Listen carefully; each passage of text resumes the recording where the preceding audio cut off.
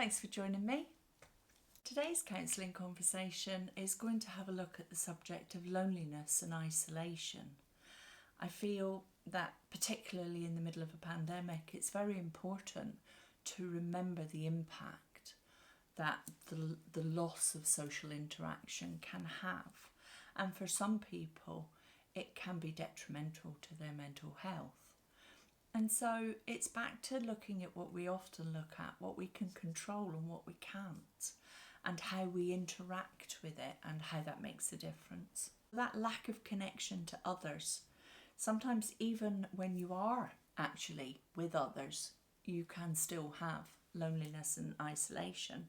But I think that at the moment what's going on is that lack of interaction to others, ability, being able to, I'm not allowed to, affects how we interact with it. How does loneliness and isolation impact? Well, it can affect your confidence, it can affect your energy levels, low mood, depression. Solitary confinement is a punishment, and sometimes during this pandemic it comes across as that people are feeling that they're being punished by being withdrawn from being able to interact with others. It can make you feel that life is pointless. It can make you feel pessimistic about the future, and it can internalise. It can make you feel, what worth are my choices? My choices are now worthless because I can't interact with them. It can also have a massive impact on your motivation. What's the point of getting dressed? What's the point of putting my face on? What's the point of whatever it is that you would normally do to make yourself feel engaged for the world? And so the things that, the stress, as we looked at in a normal, so we looked at stress in a previous video, and that also has similar impacts. And we look at the family and friends, bereavement, poor self-image, childhood issues, as we looked at again in another video, stress management, the pandemic itself. All of these have an impact on how we view ourselves in connection to the connection with others. Express yourself with others, because it's the expression that you can connect with that you do have control over. So journaling your thoughts, having a look at what you're scared about, having a look at the fears, and giving yourself manageable projects. I like to use the word projects with loneliness and isolation rather than goals, because that feels pressured to some people. And so having a look at projects. So I'm going to pick 6 friends and I'm going to make them a card. It's not about the quality, it's about the love that it's made with. It's going to be good for me because I'm going to really engage with each person that I'm making the gift for. And it's also hopefully going to be really good with them because they're going to feel connected to me. We're not going to meet, but I'm going to make cards and I'm going to pop them in the post. Or I'm going to buy 5 chocolate bars and I'm going to pop them out in the post to 5 friends with a note telling them how I feel about them.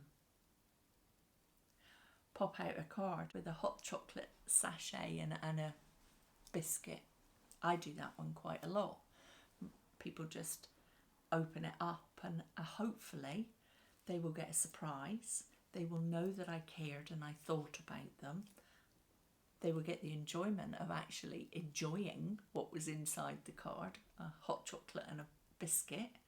But while they're having those, I hope that they will feel connected to me. Doesn't cost a lot, doesn't take a lot of time, but it does say, I care, I'm here and I miss you, but I am still connected to you. So if you have people in your life that you can do that to, then do it. Make some cards, knit a dolly, whatever it is that you can do.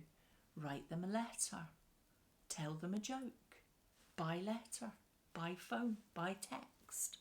Increase your interaction and Don't spend your time worrying about what we used to interact like, but have a look at what we can interact right now, because right now is when we're struggling, when we're feeling lonely, when we're feeling isolation. So if it gets, join a singing group online, do some yogas, do some meditation, FaceTime, pick up the phone, text, do whatever, but do it with an engagement of now. It's not how you would have done it, but it is how you're doing it right now. It still says, I love you, I care, I miss you, whatever it is you want to say, rather than I'm not doing it because it's not how I would have. It's not the same. I hear that so time, and it makes my heart heavy. It makes me so sad. Okay, we know it's not the same, but is it okay? Is it quite nice? Will it do for what we can manage right now? Because if it is, then it's a value. It's wonderful right now. And that's where we are. And that's what we have to deal with. And then have a look at the pandemic isolation in itself, in the fact that it requires extra work on your part to communicate in some form. A concentration of what we can do while we can do it, and what we have. And as with everything else, self-care is king.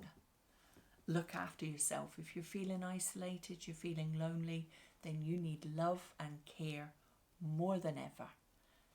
Candles, books, food, drink, exercise. All the same background coping strategies that are healthy, and especially so if you're looking for connection with yourself and how you interact with others. Don't be looking at what you used to do. Look at what you can do now. You might be surprised. There's some amazing stuff going on out there through Zoom, through phone calls, through people putting pen to paper and writing. Amazing stuff going on. But you won't see it if you're too busy looking in the past at what you used to do, waiting for the future of what you can do. Do what you need to do right now to feel connected. It's all there. We have this wonderful interaction online. Embrace it. As always, thank you for your time. Take care. Bye-bye.